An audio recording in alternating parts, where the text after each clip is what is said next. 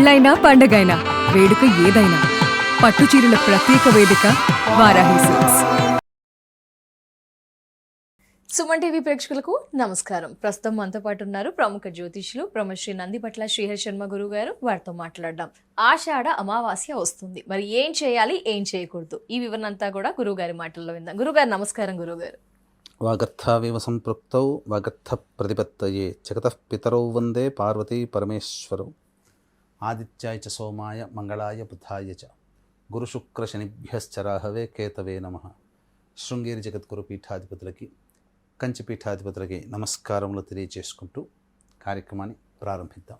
గురువుగారు, మరి ఆషాఢ అమావాస్య రోజు మీరైతే చాలా చక్కగా తెలియజేస్తారు మేము ఏం చేయాలి, ఏం చేయకూడదు. అలాగే ఇంట్లో నరదిష్టి ఉంటుంది గురువుగారు, అమావాస్య రోజున ఆ రోజుని ఎలా సద్వినియోగపరచుకోవాలి. అలాగే వ్యాపారంలో కూడా దిష్టి బాగా జరుగుతూ ఉంటుంది, ఏం చేయాలి గురుగారు? ఇదంతా కూడా ఏమైనా సొల్యూషన్ ఉందా ఆ రోజుకి? తప్పకుండానమ్మా. ఇప్పుడు ఆషాఢ అమావాస్య అంటే పితృ అమావాస్య, భాద్రపద మాసంలో వచ్చే అమావాస్యకి ఎంతటి విశిష్టత ఉంటుందో ఈ ఆషాఢ అమావాస్యకి కూడా అంతే విశిష్టత ఉంటుంది. అవునా గురువుగారు? పైగా అమావాస్య పుష్యమి నక్షత్రం కలిసి రావడం చాలా అరుదుగా వస్తుంది. అయితే ఈ అమావాస్య పుష్యమి నక్షత్రం వచ్చినటువంటి సమయము ఉదయం 8:29 వరకు ఉంటుంది. కాబట్టి ఈ సమయంలో ముఖ్యంగా మనల్ని పుట్టినప్పటి నుంచి మన పని మనం చేసుకొని వచ్చేంత వరకు మనల్ని ఎవరు కాపాడుతారమ్మా? పెద్దవాళ్ళు, తల్లిదండ్రులు. అదే గురుగారు, తల్లిదండ్రులు కాపాడుతారు. తల్లిదండ్రులు. కాబట్టి ఆ తల్లిదండ్రులు మరణించిన తర్వాత కూడా మన బాగోగులు చూసుకునే వాళ్ళు వాళ్ళే. వాళ్ళు పితృలోకంలో ఉంటారు. తల్లిదండ్రులు, తాత ముత్తాతలు వాళ్ళు చూసుకుంటారా గురుగారు? తప్పకుండా వారి యొక్క అనుగ్రహం కలుగుతుంది మనకు. కాబట్టి ఆ అనుగ్రహం, పితృదేవతల ఆశీర్వచనం ఉన్నది కాబట్టే మనకన్నీ కూడాను సవ్యంగా సాగిపోతున్నాయి. కానీ ఈ రోజుల్లో చాలామంది పితృదేవత కార్యక్రమాలు అనేటువంటివి సరిగ్గా చేయట్లేదు.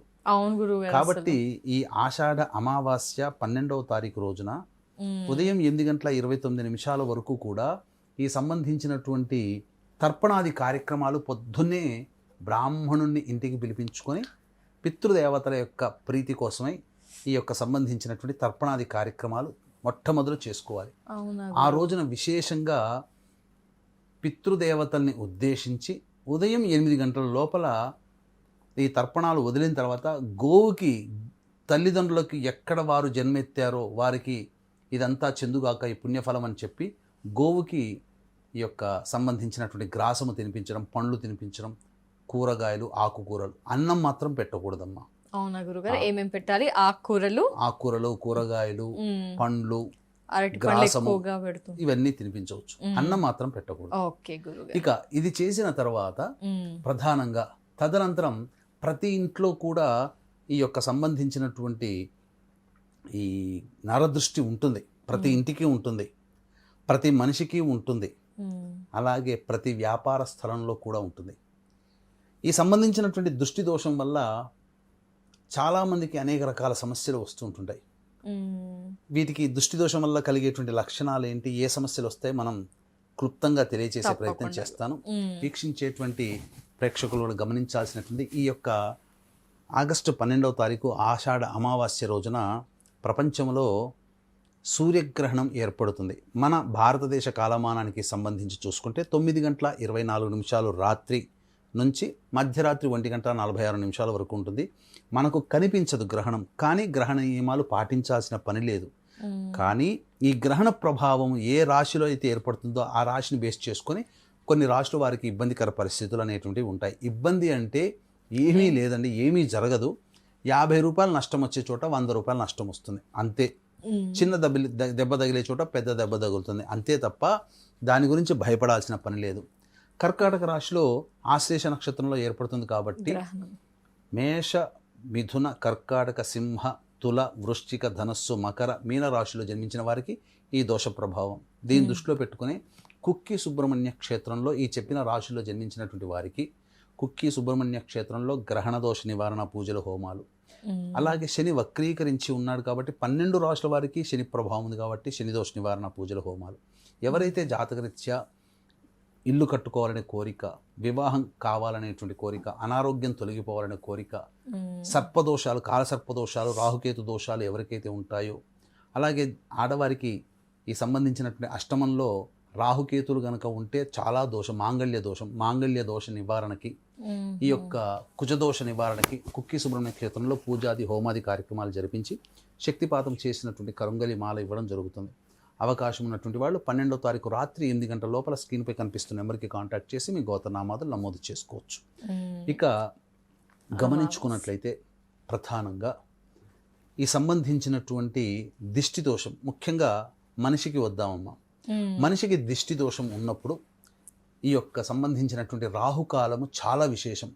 ఈ వ్యాపారానికైనా బాగా వ్యాపారం జరుగుతుంది అనుకోండి, చాలా మంది తోటి వ్యాపారస్తులు కన్నుబడుతుంది. అవును గురుగారు. మొదలుపెట్టిన 6 నెలల్లో బాగా ఉంటుంది, తర్వాత తగ్గుతూ వస్తుంది. దీనికి కారణం నరదృష్టి. ఒక ఇల్లు చాలా చక్కగా కట్టుకుంటుంటారు, ఆ ఇంట్లో చక్కగా గొప్పగా కట్టుకుని వచ్చిన వాళ్ళు స్నేహితులు బంధువులు, అబ్బా వీడికి ఇంత ఐశ్వర్యం, ఇంత వైభవం, ఇంత గొప్ప ఇల్లు అని చెప్పి కన్నుపడుతుంది. ఇక ఆ ఇంట్లో చికాకులు మొదలవుతాయి, కుటుంబ సభ్యుల మధ్య మాట పెరుగుతుంటుంది. ఇంట్లో వెళ్ళిన 3-4 నెలల తర్వాత, కొత్తింటి గృహప్రవేశం అయిన తర్వాత ఇలా 1-2 అనేక రకాలుగా చికాకులతో ఉంటుంది. బయట ప్రశాంతంగా ఉంటుంది, ఇంట్లోకి వచ్చేసేసరికి చికాకుగా ఉంటుంది, మనస్సు ప్రశాంతంగా ఉండదు, ఎవరు ఏమి అనకపోయినా. ఇక మనుషులకే గనక దిష్టి దోషం తగిలితే అందంగా తయారైనా, గొప్పగా చదువుకుంటున్నా, మంచి ఉద్యోగం లభించినా ప్రతి వాళ్ళకి దిష్టి ఉంటుందమ్మా. ఈ దిష్టి పడడం వల్ల ముఖ్యంగా చిన్నపిల్లలకైతే అన్నం తినడం మానేస్తారు, బక్కగా అయిపోతారు, నిద్ర పట్టదు, మధ్యరాత్రులు ఉలిక్కి పడతారు. పెద్దవాళ్ళైతే ముఖ్యంగా ఈ యొక్క కంఠం దగ్గర మంట ఉంటుంది. దిష్టి దోషం తగిలింది అనడానికి మధ్యలో ఇక్కడ మంట వచ్చేస్తుంటుంది. నీళ్లు తాగినా, అన్నం తిన్నా ఇక్కడ మంట వస్తుంది, కడుపు ఉబ్బరంగా ఉంటుంది, గ్యాస్ ఎక్కువగా ఉంటుంది, కొద్దిగా తినంగానే కడుపు నిండినట్టు అనిపిస్తుంది, మరి కొద్దిసేపైనా ఆకలి, ఇలా ప్రశాంతంగా ఉండదు, ఏ పని ముందుకు సాగదు, అనుకున్న పనులన్నీ ఇబ్బందులు పడుతుంటాయి. కాబట్టి ఇటువంటి వాళ్ళు మనుషులకైతే రాహుకాలంలో చేయాలమ్మా. రాహుకాలం ఈ యొక్క బుధవారం రోజున దుర్ముహూర్తము 12:46 వరకు ఉంది కాబట్టి, రాహుకాలం 12 నుంచి 1:30 వరకు ఉంటుంది కాబట్టి 12:50 నుంచి 1:30 మధ్యకాలంలో ఎవరికైనా కానీ మహాదిష్టి ఉంటే గుమ్మడికాయ దిష్టి తీసి పగలగొట్టేసేసి మనకు కుడివైపున ఉన్నదాన్ని ఎడమ చేతితో ఎడమ వైపు వేయాలి, మనకు ఎడమ వైపున ఉన్నదాన్ని కుడి చేతితో తీసి ఎడమ వైపు వేయాలి, పసుపు కుంకుమ వాటి మీద చల్లాలి. ఇక తరువాత అలాగే ఈ సంబంధించినటువంటి ఉప్పు ఉంటుంది కదా, ఉప్పుతో కూడా దిష్టి తీయవచ్చు. క్లాక్ వైజ్ డైరెక్షన్గా 9 సార్లు, అండ్ మళ్ళీ పైనుంచి కింది దాకా 3 సార్లు దిగదుడిచి, మళ్ళీ యాంటీ క్లాక్ వైజ్ డైరెక్షన్గా 9 సార్లు, మళ్ళీ పైనుంచి కింది దాకా దిగదుడిచి, అది ఎవరు తొక్కని ప్లేస్లో అది వేసేసి దిష్టి తీయించుకున్న తర్వాత ఆడవాళ్ళైనా మగవాళ్ళైనా ఈ సంబంధించినటువంటి కాళ్ళు చేతులు కడుక్కొని ఇంట్లోకి ప్రవేశం చేయాలి. అయితే ఎవరికైతే దిష్టి తీస్తున్నారో ఆ దిష్టి తీయించుకునే వ్యక్తి కంటే చిన్నవాళ్ళు ఉండకూడదు, పక్కన చిన్న వయసు వాళ్ళు ఉండకూడదు, గుర్తుపెట్టుకోండి. ఎందుకంటే ఆ దోషం అంతా వాళ్ళకి తగులుతుంది. ఇప్పుడు ఇంట్లో పిల్లల్ని పెట్టుకొని పెద్దవాళ్ళు దిష్టి తీస్తుంటారు, ఆ పెద్దవాళ్ళకి దిష్టి తీసి పిల్లలకు పడుతుంది. కాబట్టి దిష్టి తీయించుకునే వ్యక్తి యొక్క వయసు కంటే చిన్నవాళ్ళు ఉండకూడదు. ఇక ప్రధానంగా వ్యాపార స్థలంలో ఈ దోష ప్రభావం ఉంటుంది కాబట్టి చక్కగా ఇంట్లోకైనా వ్యాపారంకైనా కానీ ఉట్టికి గుమ్మడికాయ కట్టాలి. ఈ గుమ్మడికాయకి మంచి బూడిద గుమ్మడికాయ తీసుకొని అలంకరణ చేసి కళ్ళు, చాంతాడంత కళ్ళు, పళ్ళు, ఇలా ముక్కు, చెవులు ఇలా భీకరం గొలిపే ఆకృతితో చక్కగా గంధంతో కానీ కుంకుమతో నీటితో కానీ చక్కగా ఆకారం చేసి కాలభైరవ అష్టోత్తర పూజ ఆ గుమ్మడికాయకి పూజ చేసి తదనంతరం ఆ యొక్క 12:50 నుంచి 1:30 మధ్యాహ్నం రోజున ఆ వ్యాపార స్థలంలో గుమ్మడికాయ కట్టాలి. ఆ తదనంతరం కట్టినందువల్ల ఆ వ్యాపారానికి సంబంధించి ఆ ఇంటికి సంబంధించినటువంటి దిష్టి దోషం అంతా తొలగిపోయి ఆనందంగా ఉండగలుగుతారు. అది ఆ రోజు మాత్రమే చేయాలి కదా, ఆషాఢ అమావాస్య అద్భుతమైన దినం కాబట్టి ఈ విధంగా చేయాలి. మనుషులకి ఈ విధంగా దిష్టి తీసుకోవాలి. కొంతమంది చీపురు దిష్టి తీస్తారు, కొంతమంది ఈ సంబంధించినటువంటి మిరపకాయలతో దిష్టి తీస్తారు, కొంతమంది కొబ్బరికాయతో దిష్టి తీస్తారు, కొంతమంది జీలకర్ర పెట్టి కూడా జీలకర్రతో కూడా దిష్టి తీస్తారు, కొంతమంది కుండ దిష్టి తీస్తారు, కుండలో నిప్పు కణికలు వేసి ఆ నిప్పు ఉడగా దిష్టి తీస్తారు, ఒత్తులతో కూడా చేస్తూ చాలా రకరకాలుగా చేస్తారమ్మా.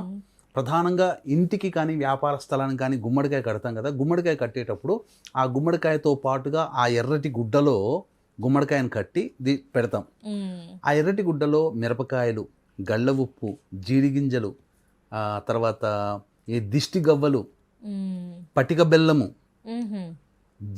ఇవన్నీ కూడా పెట్టి అప్పుడు కట్టాలన్నమాట. తెల్ల ఆవాలు, తోక మిరియాలు, ఇవన్నీ పెట్టి కట్టాలమ్మా. రెండిటికి ఈ విధంగా చేసుకోవచ్చు. ఈ విధంగా చేయడం వల్ల ఇంటికి, తర్వాత వ్యాపార స్థలానికి నరదృష్టి జరిగిపోతుంది. పర్సనల్గా ఎవరి చేతైనా కానీ చేస్తే ఉంటుంది. అలాగే చాకలి వాళ్ళు కనుక దిష్టి బాగా తీస్తారు, వాళ్ళు తీస్తే తొందరగా పోతుంది. అది మనాదిగా వస్తున్నటువంటి సాంప్రదాయం ఇది. ఈ విధంగా చేయవచ్చు, రజకులు అంటారు. ఆ విధంగా చేస్తే చాలా మంచి జరుగుతుంది. అలాగే మన పీఠమాధ్వర్యంలో 12వ తారీఖు రోజున గ్రహణం ఏర్పడుతుంది కాబట్టి ఈ యొక్క గ్రహణ దోష నివారణ మేష, మిథున, కర్కాటక, సింహ, తుల, వృశ్చిక, ధనుస్సు, మకర, మీన రాశిలో జన్మించిన వారికి, శని వక్రీకరించినందువల్ల 12 రాశుల వారికి శని దోష నివారణకి సంబంధించి, అలాగే కాలసర్పదోషము, సర్పదోషము, కుజదోషము, అనారోగ్య సమస్యలు, వివాహ సమస్యలు, ఉద్యోగ సమస్యలు, అలాగే ఆడవాళ్ళకి సంబంధించి గర్భ సంబంధమైనటువంటి సమస్యల నివారణకి రాహుకేతుల వల్ల వస్తాయి కాబట్టి దోష నివారణకి ఈ యొక్క సంబంధించిన హోమాది కార్యక్రమాలు కుక్కి సుబ్రహ్మణ్య క్షేత్రంలో జరిపించి శక్తిపాదం చేసినటువంటి కరుంగలి మాల ఇవ్వడం జరుగుతుంది. అవకాశం ఉన్నటువంటి వాళ్ళు స్క్రీన్పై కనిపిస్తున్న నెంబర్కి కాంటాక్ట్ చేసి మీ గోత్రనామాలు నమోదు చేసుకోవచ్చు. ధన్యవాదాలు గురువుగారు. ఆషాఢ అమావాస్య రోజు నరదిష్టి ఉన్న వాళ్ళు ఏం చేయాలి, అలాగే వ్యాపార రంగంలో కూడా నరదిష్టి ఉన్న వాళ్ళు ఏం చేయాలి చాలా చక్కగా వివరించినందుకు నమస్కారం గురువుగారు. సర్వం శ్రీ ఉమామహేశ్వర పరబ్రహ్మార్పణమస్తు. అలాగే గురువుగారి ఆధ్వర్యంలో కుక్కి సుబ్రహ్మణ్యేశ్వర దేవాలయంలో జరిగే క్రతువులో మీరు కూడా మీ గోత్ర నామాదుల్ని నమోదు చేసుకోవాలనుకుంటే స్క్రీన్ పై నెంబర్ కనిపిస్తుందండి, వెంటనే వివరాలని తెలుసుకోవచ్చు. నమస్కారం.